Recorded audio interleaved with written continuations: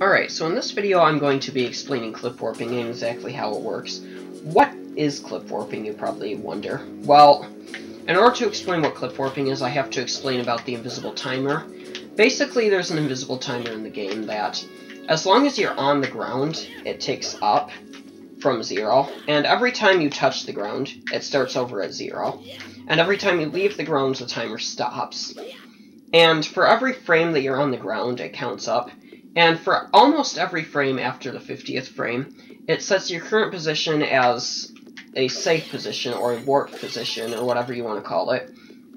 So let's say that I'm running around, and almost every frame the game is setting my position as my new safe position, and I stop here, and then I start jumping. Now, since I haven't been on the ground for 50 frames yet, the game isn't able to set my current position as my safe position, so my safe position is still set way back there where I had it.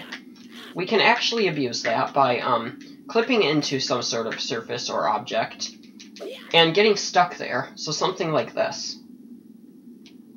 And if we get stuck somewhere like that, then we get warped back to our safe position. So generally, I just refer to that position as my warp position or my clip warp position, because I use that position to warp.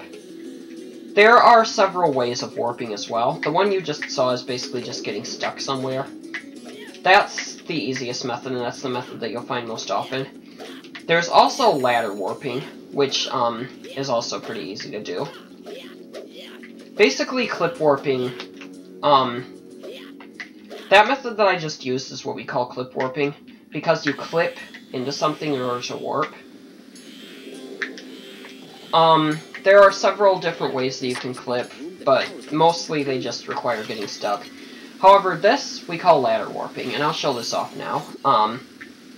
Ladder warping is basically, you set your safe position somewhere, and then you go to a ladder, and right before you grab the ladder, you do a jump attack. And then you make sure that there's a floor right below you, and you hold forward and just spam the attack button, so like this. And for some reason that causes you to warp.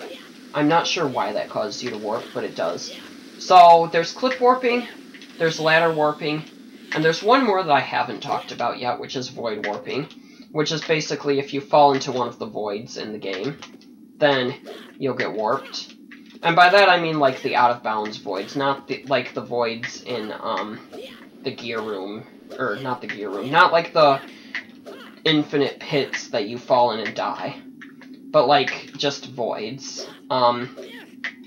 So that's really all I have to explain about clip warping.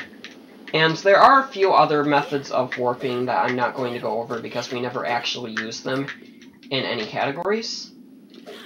So mainly the three you need to know about are clip warping, void warping, and ladder warping.